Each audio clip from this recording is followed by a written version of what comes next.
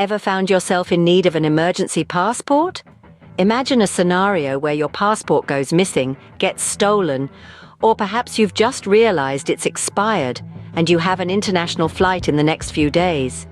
Don't panic, because a solution exists: an emergency passport. An emergency passport is a temporary document issued by the government that allows you to travel when your regular passport is not available.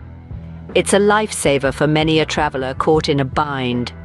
Today, we're going to walk you through the process of applying for an emergency passport in the United States. First things first, you'll need to gather a few crucial documents.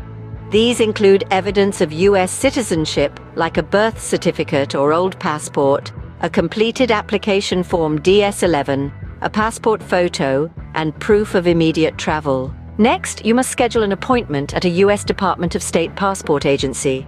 These agencies are located in major cities across the United States. Remember, you cannot walk in. An appointment is mandatory.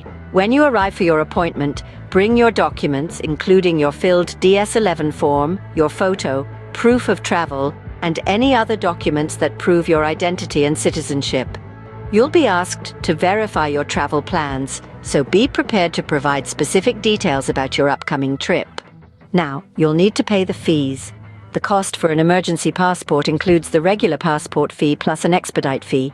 At the time of this recording, that totals $170. After you've submitted your application and paid the fees, the waiting game begins.